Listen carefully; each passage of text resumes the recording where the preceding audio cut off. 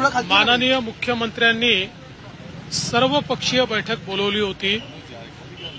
अगदी ठरवून ऐनवेळी 6 वाजता विरोधी पक्षाने म्हणजेच महाविकास आघाडीने या बैठकीवर बहिष्कार टाकला। मराठा समाजाच्या प्रश्नावर बोलायला त्यांना वेळ नाही, मात्र वडेट्टीवारांच्या घरी बसून ते निवडणुकीची बैठक करतात, त्याच्याकरता त्यांना वेळ आहे। त्यामुळे एक प्रकारे आपली राजकीय जात कुठली हेच दाखवण्याचा प्रयत्न ते करतायत। ही अतिशय गंभीर बाब आहे की ज्यावेळी महाराष्ट्रामध्ये समाजामध्ये तेढ निर्माण झालेला आहे, ज्यावेळी वेगवेगळे समाज एकमेकांसमोर उभे आहेत, त्यावेळी सर्व पक्षाच्या नेत्यांनी एकत्रित येऊन मार्ग शोधले पाहिजेत। अशा प्रकारची एक परंपरा असताना केवळ राजकीय फायद्याकरता दोन्ही समाजामध्ये खोटं बोलायचं आणि आपली राजकीय पोळी भाजायची, अशा प्रकारच्या मानसिकतेतून विरोधी पक्षाने आज या बैठकीवर बहिष्कार घातला। याचा अर्थ त्यांच्याकरता कुठलाच समाज महत्वाचा नाही, त्यांच्याकरता सत्ता आणि निवडणुकाच महत्वाच्या आहेत। तथापि या ठिकाणी विविध पक्षाचे नेते आले होते, त्यांनी आपापले मुद्दे योग्य प्रकारे मांडलेले आहेत। एक लार्जर कन्सेन्सस तयार करण्याचा आमचा प्रयत्न आहे।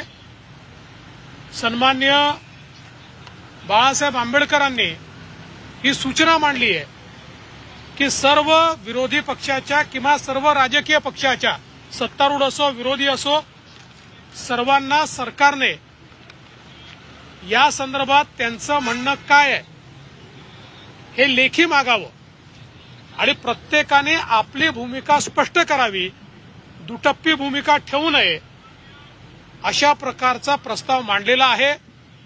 माननीय मुख्यमंत्री त्यावर योग्य प्रकारचा निर्णय घेतील।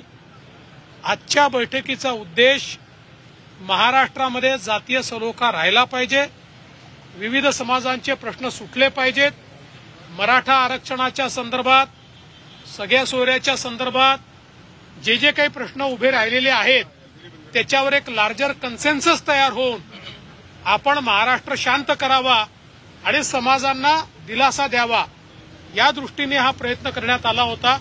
मात्र त्यावर त्यांनी बहिष्कार टाकलेला आहे। ज्या काही सूचना आलेल्या आहेत त्या सूचनांवर माननीय मुख्यमंत्री महोदय सर्वांची चर्चा करून योग्य निर्णय घेतील आणि या संदर्भात समाजहिताचा निर्णय घेऊनच आम्ही पुढे जाऊ। शरद पवार वारंवार सलोख्याची भूमिका म्हणतात, पण आज ओबीसी नेत्यांनी शरद पवारांनी वारंवार सलोख्याची भूमिका घ्या असं सांगितलं, मात्र आज त्यांचे देखील नेते आले नाहीत। उद्धव ठाकरे गटाचे अनिल परब असतील, सगळे नेते विधान परिषदेच्या बैठकीला बसले।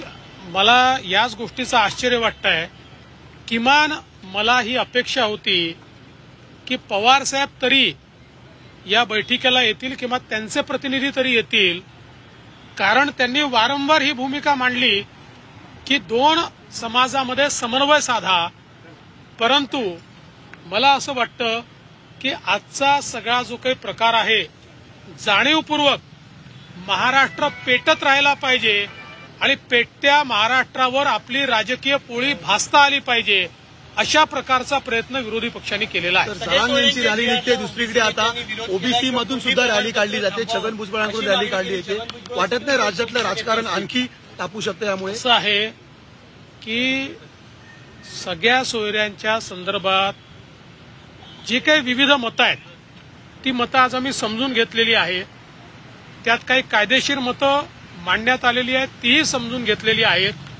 माननीय मुख्यमंत्री सर्वांची चर्चा करूनच या संदर्भात उचित निर्णय माननीय मुख्यमंत्री महोदय घेतील। जरांगे रॅली काढतायत, दुसरीकडे आता भुजबळ सुद्धा रॅली काढतायत, तुम्हाला वाटत नाही कायदा सुव्यवस्थेचा प्रश्न निर्माण होऊ शकतो? शेवटची आहे, सरकारची काय भूमिका असेल त्याच्यावरती? सरकारची भूमिका ही समंजस्याची असते, समन्वयाची असते।